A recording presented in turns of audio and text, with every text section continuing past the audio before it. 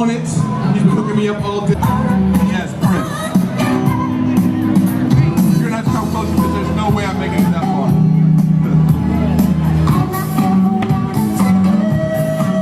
No, just because you said don't mean you can't. So that's what happens. Y'all try to hog everything. I try to shred it out so everybody can see. This is classic Prince. Hope everybody's enjoying themselves, having a wonderful day on this beautiful afternoon. The 20th annual Neighborhood to Neighborhood Festival. Let's give a big round of applause to all the artists that have performed so far today. Everybody's done a really great job. We have more fantastic artists coming in just a few moments. Coming to the stage is a talented young man. His mama named him Lamar, but we know him as Black Ice. West Philly, what's up? Yeah. Wait a minute, there's more people than that. West Philly, what's good? Where young boys choose to follow figures that had no father figures. A place where lives have been reduced to mere names on my wall. A lot of dead shames on my wall, because most of my childhood friends died over some dumb stuff. It's like we all on some slum stuff. Whatever happened to that we shall overcome stuff. Where I'm from, they done took away boys clubs and neighborhood sports. It's a place where little boys put on jerseys and shorts, dream big about stardom on fine hardwood courts, but awake to the harsh reality of the stripped, unfinished inner city floor where life splinters. Cold winters are sheltered by crack houses instead of recreational centers, and they claim to not have the paper to keep open for operation. The deconstruction of the black family has been in perpetuation ever since Willie Lynch set his theory in motion. Decharacterization was his sole promotion. Therefore, if you take the basketball out of his face and put the coke in his place, he'll still score. What's a young boy to do when he doesn't want to do wrong, but there's a lock on the right door? When he has the heart of a soldier, the aggression of a prize fighter, but no one's taught him what to fight for. See, most of our families are fatherless and quite poor, so we miss out on meals as well as kisses and hugs. You got the audacity to cut the funding for the facilities that keep us off the streets, then ask us why we sell drugs. But imagine if we put down our dice and guns, picked up our daughters and sons, and put a little love right there where the hate is. Imagine if we had the chance to become accountants before being taught what the difference between wet and dry weight is. Imagine if these little inner city kids had the same type of schools that these rich kids have way out there in the sticks. Imagine if we had the chance to learn chemistry for real before we learned how to whip 7.5 out of 6. Imagine if that little black girl could go to that dance school for free and learn to love the dream of that Broadway show. Imagine if she wasn't forced into a game where you assume a filthy name and put your soul and your butt up for show. Imagine if she was taught to love herself, imitate no one, demand and demonstrate respect when she walks through the door. Imagine if she watched the telly and saw herself during the primetime hour instead of the 4 o'clock video whore. Imagine. West Philly, how y'all feel? So as my brother said, my name is Black Ice. I am the star of Russell Simmons' Deaf Poetry on HBO. I was also the star of, so they say, of Russell Simmons' Deaf Poetry on Broadway. We won the Tony back in 2003.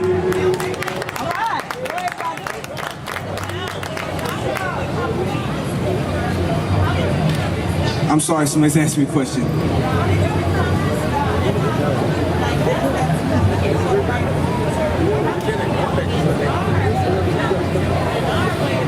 Okay, so the sister just asked me, how did I become famous? I don't think that I am. I'm a regular dude. I just have an incredible gift that I've been given the responsibility to hold true to.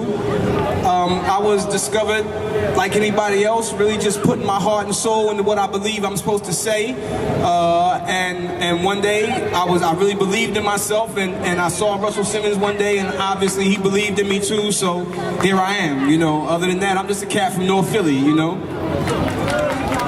So to become famous or to become great at what you do, just believe in it and work at it every day. You know, if you have a child that you see he's interested in something, push him hard. You know, my son is a skateboarder. I push him, and me and his mother push him so hard. So, and that's our responsibility as parents, you know. So, and that's really the end of it. There's no real rocket science to becoming notable or successful. You know, it's really belief, and that's it. So, I'm up here to do poetry, not to do PSAs. So. So I don't know if we have this country has an incredible diabolical ability to erase something out our head when they take it off the TV. So I don't know if we've been paying attention, but like New Orleans, post-Katrina is still going through it heavily. A lot of those folks that were herded into those trailer cities or whatever are now being evicted. A lot of those cats who were promised tickets back to New Orleans have not got the tickets yet. They still haven't got funding, so on and so forth. So, a brother of mine, when I was walking through the crowd, he asked me, could I do this? So I'm gonna do it. It's called The Ugly Show.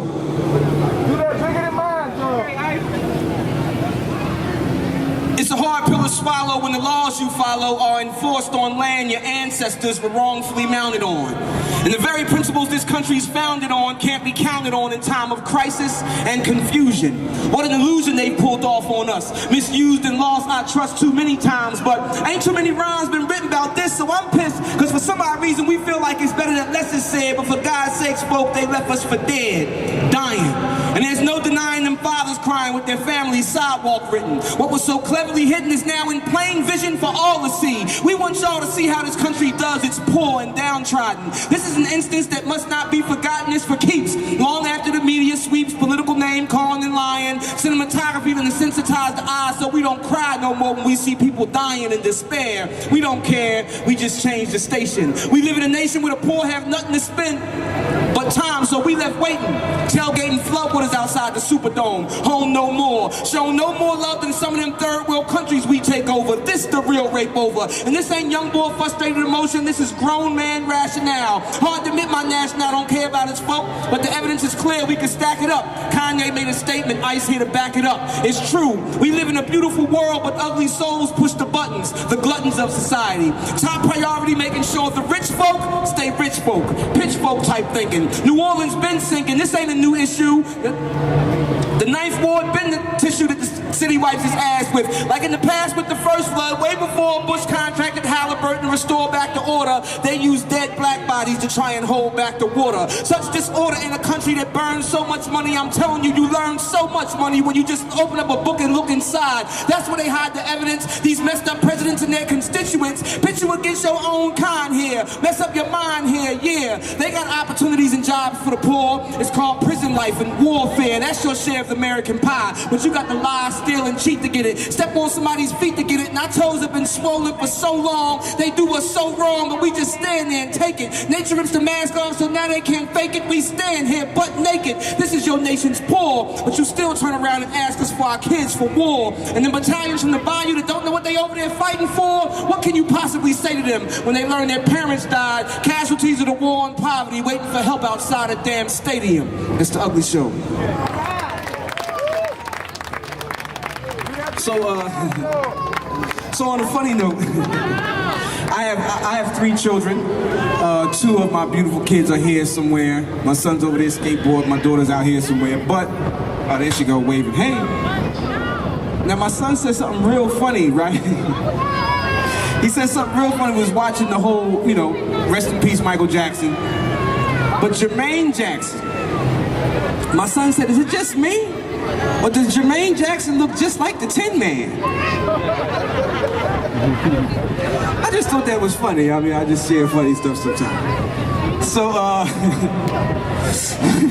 kids, they say the darndest things, you know. So my father always told me I'd understand when I got older. This internal hurt of a lone soldier, so held firmly in my right arm with her head on my shoulder, cause that's the way she likes me to hold her. That's what I told her. Speaking about my daughter, in order to save face, because just before the embrace and all the I love yous and I miss yous, she clearly let me know that she had issues. Talking about, Daddy, where you been? And just then my mind began sinking back. Thinking back to those Saturday seldom show up days, those seem like my father don't want to bother helping me grow up days. So sick of not seeing my dad, I want to throw up days, those my mom said you shouldn't come nowhere near where we resided cause she decided to blow up days. Well anyways, her eyes were always able to pull the disguise off of any lies I might try to use to summarize the situation. You see, it's funny the way it's second nature the way I put these words to paper, but couldn't figure out a simple explanation to offer my baby girl. girl. Don't like having to admit that tomorrow's just a maybe girl. The famous, ask your mom and see what she say. But the ball's in her court, so we got to play how she played. But hey, I tell my big girl not to fret, cause all this dirty will come out in life's wash and we haven't finished filling up yet. You see, when two parents are not in conjunction, a dysfunctional child is inevitable. See, mommy's not on time with daddy and daddy's not on time with mommy, so the child grows up off schedule. And it's incredible because he always told me that I would understand when I got older why he used to call himself the lone soldier. And one night when she called crying and I couldn't get to her to hold her, even though it wasn't game, I felt like it was lame that I told her. Just because I couldn't be right there after a nightmare about a fight between me and her mother. See, she's 6 and can't conceive how I could leave and still tell her I love her, so her inquisitive little mind forces her to question and my rationale begs me not to reply. See, I know she won't see why we have to live in different places or how come her and her little brother don't see each other's faces on a consistent basis, and it hurts when I have to lay down the hand of discipline, knowing that I just get to spend a short segment of time with her. So imagine how I feel when I got to hit her, and don't get it twisted, sometimes I mess up and don't get her because my ego won't let her mother call me a babysitter. But for my baby girl, I swallow my pride and show through. See, I love my kids. It ain't nothing I won't go through. No soldier. Okay, so thank y'all for listening to me. Oh, I have to plug something. Me and my manager Jamal Mack, he's been doing speak. I don't know if y'all have been to Speak to Me down at Broad and Fitzwater at the Clef Club every third Thursday of the month. We're kicking something new off on September 18th. It's called Soul Sounds, and it'll also be at the Clef Club. I'll be the host. Our kickoff, we have Gordon Chambers and Gerard. Wait a second. I made a boo-boo. And Gerard Anthony. So make sure y'all come down and check us out. We'll be doing that every month, and it's gonna be real crazy, you know, another Philly sound, Philly soul event, you know, to let the world know how we do our thing, you know. So in reference to the sister's question, I actually had a poem that I wrote called Who Would I Be? And it's about some things that my dad told me and my mom told me coming up about maintaining my integrity and understanding what my responsibility and my gift was with these words. So I want to thank y'all for listening and give it up for yourselves for being so quiet and attentive. And I want to thank Neighborhood to Neighborhood for having me again for another year. I really appreciate it. I'd love to come back, and who knows how many times I done rode up and down Baltimore Ave, so who would have thought I'd be sitting here on the stage actually performing in the middle of Baltimore Ave, so that's crazy for me. So what if I humbly accepted the responsibility bestowed on me by the Most High and made a conscious decision to speak the truth in those instances where most lie, lift my brow high. Exemplify perseverance in the times when I would normally throw in the towel. Yeah, I know sometimes this life looks foul, but what if I showed you how to get through it? You see, the lighter side of living is hidden just beneath the darkness. What if I told you I knew how to get to it? Who would you think I was or assume me to be? You see, there's no real difference between you and me. I just recognize my destiny is to help you reach yours. And these words are merely rhetoric unless my speech cures what's ailing us. Society's failing us, but we got to keep on keeping on. Start waking up to some of these opportunities we've been sleeping on. Reaping on the benefits of hard work and patience. Laziness and procrastination has plagued our race since they began programming us, jamming us with our own creativity. One of the reasons why we hate living, see, but you can't hate life because life is love itself, and you can't take that which is of itself and just put it in exile. They want you to flex foul, but you got to show them you greater than that. Time is of the essence, brothers. Recognize we later than that. They got us behind, whether we blind chasing the bling or we grind just trying to bring home a small check so we can live to the next one. They're taught to live out their dreams. Meanwhile, we train to expect none, but I won't get all proud and preachy. My voice get loud and screechy. One of y'all liable to get fed up, get up, be like, I felt him before, this time he ain't reached me. I teach, see, and I've been learning to hold myself accountable since the day I was born. My pop said we get everything we deserve in this life, so there's no reason to be scorned. Popped me in the back of my head and said, little man, if you're looking for empathy, don't try. We come up on long, hard times, so I'm short on sympathy, I won't lie, but Jesus got stoned and told the people don't cry, so I don't shy away from no ridicule.